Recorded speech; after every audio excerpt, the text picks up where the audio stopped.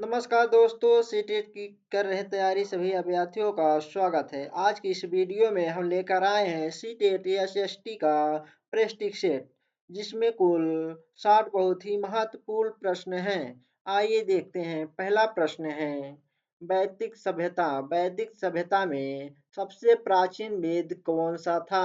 वैदिक सभ्यता में सबसे प्राचीन वेद कौन सा था?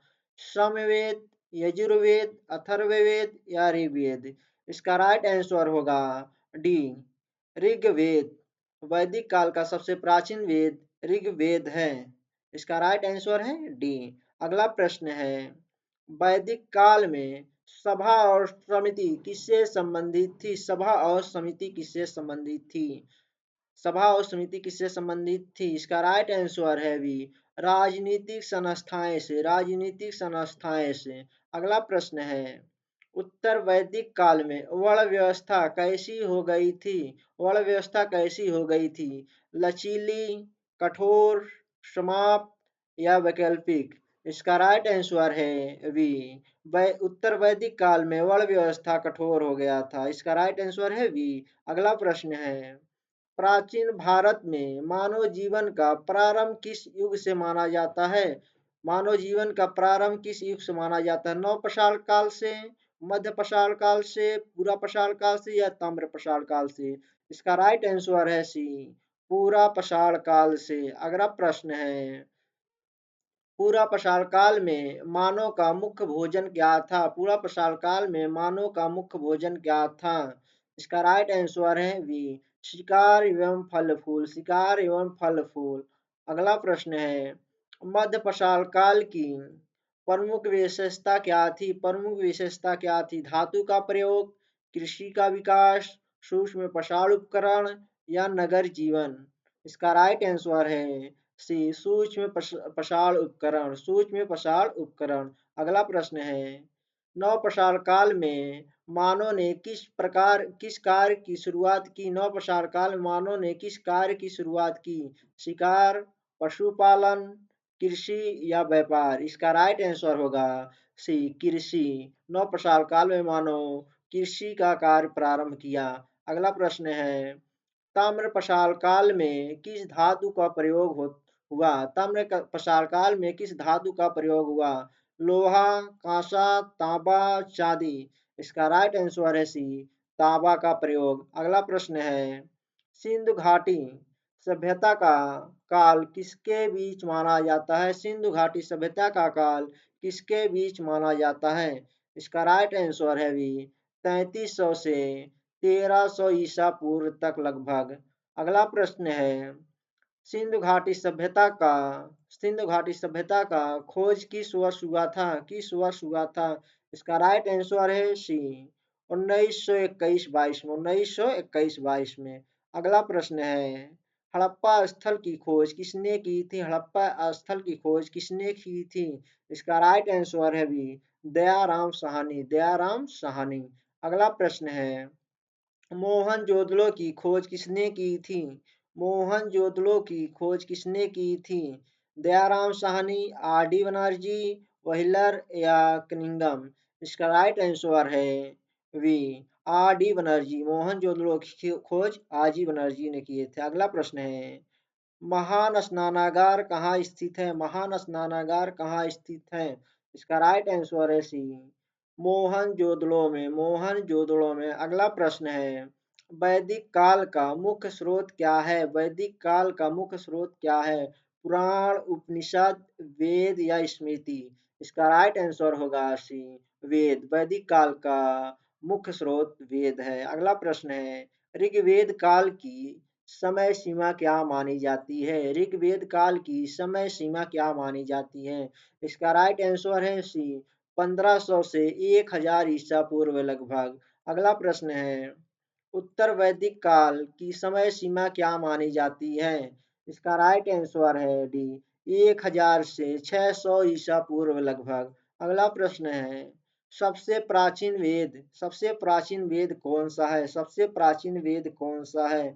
सामवेद, यजुर्वेद, ऋग्वेद, अथर्ववेद? इसका राइट आंसर होगा सी, ऋग्वेद। अगला प्रश्न है मध्यकालीन भारत की समय सीमा समानता किसे माना जाता है? समानता किसे माना जाता है? इसका राइट आंसर है डी, लगभग 700 से 1700 ईस्वी तक, लगभग 700 से 1700 ईस्वी तक। अगला प्रश्न है, मध्यकालीन भारत में तुर्की शासन की शुरुआत किससे मानी जाती है? किससे मानी जाती है? महमूद गजनवी से, मोहम्मद गौरी से, तैमूर से या बाबर से? इसका राइट आंसर है बी, मोहम्मद गौरी से, मोहम्मद गौरी से। अगला प्रश्न है, भारत में अस्थायी तुर्की शासन की नींव किसने रखी? भारत में अस्थायी तुर्की शासन की नींव किसने रखी? मोहम्मद गौरी, कुतुबुद्दीन ऐबक, इल्तुतमिश या बलबन? इसका राइट आंसर है बी, कुतुबुद्दीन ऐबक। भारत में अस्थायी तुर्की शासन की नींव कुतुबुद्दीन ऐबक ने रखे। अगला प्रश्न है, दिल्ली सल्तनत की स्थापना किस वर्ष हुई थी? दिल्ली सल्तनत की स्थापना किस वर्ष हुई थी? 1192, 1206 ईस्वी में, 1211 ईस्वी में या 1236 ईस्वी में? इसका राइट आंसर है बी, 1206 ईस्वी में, 1206 ईस्वी में। अगला प्रश्न है, गुलाम वंश का वास्तविक संस्थापक कौन माना जाता है? गुलाम वंश का वास्तविक संस्थापक कौन माना जाता है? कुतुबुद्दीन ऐबक, इल्तुतमिश, बलबन या रजिया सुल्तान? इसका राइट आंसर है बी, इल्तुतमिश। गुलाम वंश का वास्तविक संस्थापक इल्तुतमिश है। अगला प्रश्न है, कुतुब मीनार का निर्माण किसने प्रारंभ कराया? कुतुब मीनार का निर्माण किसने प्रारंभ कराया? इल्तुतमिश, बलबन, कुतुबुद्दीन ऐबक या अलाउद्दीन खिलजी? इसका राइट आंसर है सी, कुतुबुद्दीन ऐबक कुतुब मीनार का निर्माण करवाया।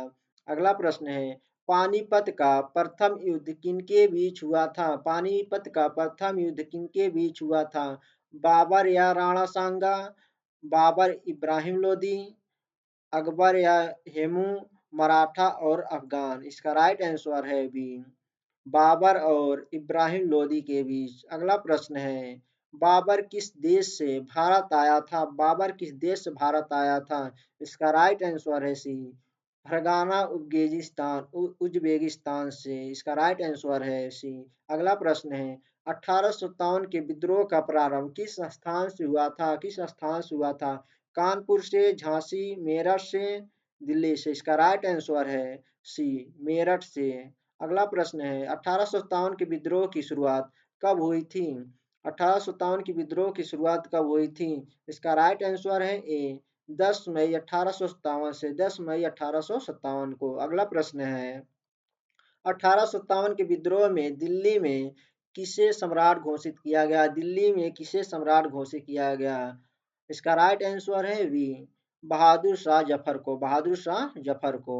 अगला प्रश्न है, माउंटबेटन योजना कब घोषित हुई? माउंटबेटन योजना कब घोषित हुई? इसका राइट आंसर है बी, 3 जून 1947 को, 3 जून 1947 को। अगला प्रश्न है, भारत और पाकिस्तान को स्वतंत्रता किस अधिनियम द्वारा मिली? किस अधिनियम द्वारा मिली? भारत सरकार अधिनियम 1935, भारत सरकार स्वतंत्रता अधिनियम 1947, कैबिनेट मिशन योजना, क्रिप्स प्रस्ताव? इसका राइट आंसर है बी, भारत स्वतंत्रता अधिनियम 1947 द्वारा। अगला प्रश्न है, पृथ्वी सूर्य की परिक्रमा कितनी दिनों में करती है? पृथ्वी सूर्य की परिक्रमा कितने दिनों में करती है? इसका राइट आंसर है 365 दिन 6 घंटे में, 365 दिन 6 घंटे में।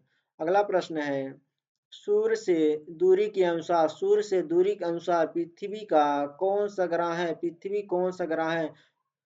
सूर्य से दूरी के अनुसार पृथ्वी कौन सा ग्रह है? इसका राइट आंसर है अभी तीसरा। अगला प्रश्न है, सबसे बड़ा ग्रह कौन सा है? सबसे बड़ा ग्रह है सौर मंडल का सबसे बड़ा ग्रह कौन सा है? बृहस्पति। इसका राइट आंसर है सी। अगला प्रश्न है, कर्क रेखा स्थित है, कर्क रेखा स्थित है। इसका राइट आंसर है बी, 23.5 डिग्री उत्तरी अक्षांश पर। अगला प्रश्न है, देशांतर रेखाएं होती हैं, देशांतर रेखाएं होती हैं समानांतर, अर्धवृत्त या पूर्णवृत्त या टेढ़ी? इसका राइट आंसर है बी, अर्धवृत्त। देशांतर रेखाएं अर्धवृत्त होती हैं। अगला प्रश्न है, ग्रीनविच रेखा किस देश से गुजरती है? ग्रीनविच रेखा किस देश से गुजरती है? फ्रांस, जर्मनी, इंग्लैंड या इटली? इसका राइट आंसर है सी, इंग्लैंड से। अगला प्रश्न है, मानसून शब्द किस भाषा से आया है? शब्द किस भाषा से आया है? हिंदी से, अरबी से, फारसी से या संस्कृत से? इसका राइट आंसर है बी, अरबी भाषा है। मानसून अरबी भाषा से आया है। अगला प्रश्न है, भारत में वर्षा का मुख्य कारण है। भारत में वर्षा का मुख्य कारण है। इसका राइट आंसर है बी, मानसूनी पवने। मानसूनी पवने। अगला प्रश्न है, हिमालय किस प्रकार का पर्वत है? हिमालय किस प्रकार का पर्वत है? इसका राइट आंसर है सी, वलित पर्वत है। हिमालय वलित पर्वत है। अगला प्रश्न है, खरीफ फसल खरीफ फसल बोई जाती है। खरीफ फसल बोई जाती है सर्दियों में, वर्षा ऋतु में, गर्मी में या शरद ऋतु में? इसका राइट आंसर है बी, वर्षा ऋतु में। अगला प्रश्न है, संसाधन किसे कहते हैं? संसाधन किसे कहते हैं?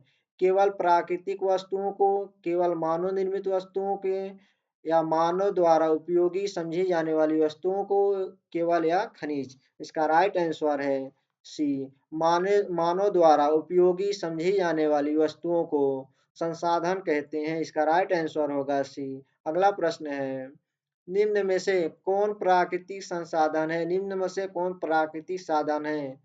मशीन, सड़क, जल, भवन? इसका राइट आंसर है सी, जल। प्राकृतिक संसाधन है। अगला प्रश्न है, संसाधनों का वर्गीकरण किस आधार पर किया जाता है? संसाधनों का वर्गीकरण किस आधार पर किया जाता है? उत्पत्ति के आधार पर, स्वामित्व के आधार पर, विकास के आधार पर? इसका राइट आंसर है सी, डी, उपयुक्त सभी। उत्पत्ति के आधार पर, स्वामित्व के आधार पर, विकास के आधार पर। अगला प्रश्न है, नवीकरणीय संसाधन कौन सा है? निम्न में से नवीकरणीय संसाधन कौन सा है? कोयला, पेट्रोलियम, सौर ऊर्जा, लोहा? इसका राइट आंसर है सी, सौर ऊर्जा। अगला प्रश्न है, अनवीकरणीय संसाधन का उदाहरण है? इसका राइट आंसर है डी, खनिज तेल। खनिज तेल। अगला प्रश्न है, मानव संसाधन का विकास किससे होता है? मानव संसाधन का विकास किससे होता है? शिक्षा से, स्वास्थ्य, प्रशिक्षण से या उपयुक्त सभी से? इसका राइट आंसर है डी, उपयुक्त सभी से। शिक्षा से, स्वास्थ्य, परीक्षण से। अगला प्रश्न है, भारतीय संविधान को अंगीकृत किया गया था। भारतीय संविधान को अंगीकृत किया गया था। इसका राइट आंसर है सी, 26 नवंबर 1949 को। 26 नवंबर 1949 को भारतीय संविधान को अंगीकृत किया गया था।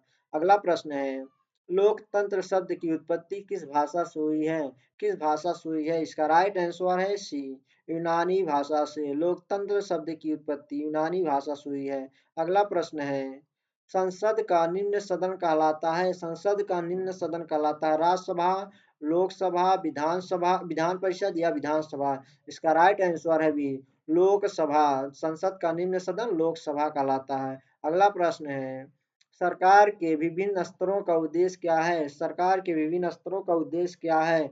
इसका राइट आंसर है सी, विकेंद्रीकरण और प्रभावी शासन। विकेंद्रीकरण और प्रभावी शासन। इसका राइट आंसर है सी। अगला प्रश्न है, अस्पृश्यता का उन्मूलन किस अनुच्छेद में है? अस्पृश्यता का उन्मूलन किस अनुच्छेद में है? इसका राइट आंसर है सी, अनुच्छेद 17 में। अगला प्रश्न है, सामाजिक विज्ञान में मूल्यांकन होता है। सामाजिक विज्ञान में मूल्यांकन होता है। इसका राइट आंसर है बी, निरंतर एवं व्यापक। निरंतर एवं व्यापक। अगला प्रश्न है, सामाजिक विज्ञान में कौन सा विषय शामिल नहीं है? सामाजिक विज्ञान में कौन सा विज्ञान शामिल नहीं है? इतिहास, भूगोल, भौतिक विज्ञान, नागरिक शास्त्र? इसका राइट आंसर है सी, भौतिक विज्ञान सामाजिक विज्ञान में नहीं शामिल है। अगला प्रश्न है, यस एस टी छात्रों में किस गुण का विकास करता है? किस गुण का विकास करता है? इसका राइट आंसर है बी, सामाजिक उत्तरदायित्व। सामाजिक उत्तरदायित्व का विकास करता है। अगला प्रश्न है, स्रोत आधारित शिक्षण का मुख्य आधार क्या है? स्रोत आधारित शिक्षण का मुख्य उद्देश्य क्या है? इसका राइट आंसर है बी, प्राथमिक एवं द्वितीयक स्रोत। प्राथमिक एवं द्वितीयक स्रोत। अगला प्रश्न है, निम्न में से प्राथमिक स्रोत कौन सा है? निम्न में से प्राथमिक स्रोत कौन सा है? इसका राइट आंसर है सी, अभिलेख। प्राथमिक स्रोत अभिलेख है। अगला प्रश्न है, स्रोत आधारित शिक्षण से क्या विकसित होता है? स्रोत आधारित शिक्षण से क्या विकसित होता है? इसका राइट आंसर है बी, आलोचनात्मक चिंतन। आलोचनात्मक चिंतन। अगला प्रश्न है, एसएसटी में स्रोतों का प्रयोग क्यों किया जाता है? स्रोतों का प्रयोग क्यों किया जाता है? विषय को जीवन बनाने हेतु के लिए। अगला प्रश्न है, वर्ष 2025 में भारत का पहला राष्ट्रीय पर्यटन विश्वविद्यालय कहाँ स्थापित हुआ? इसका राइट आंसर है डी, अहमदाबाद में। अहमदाबाद में। अगला प्रश्न है, वर्ष 2025 में भारत का पहला ग्रीन रेलवे स्टेशन किसे घोषित किया गया? किसे घोषित किया गया? इसका राइट आंसर है सी, विजयवाड़ा रेलवे स्टेशन को। इसका राइट आंसर है सी। थैंक यू फ्रेंड्स, वीडियो अच्छी लगे चैनल को सब्सक्राइब करें और लाइक करें, कमेंट करके जरूर बताएं वीडियो कैसी लगी। जय हिंद दोस्तों।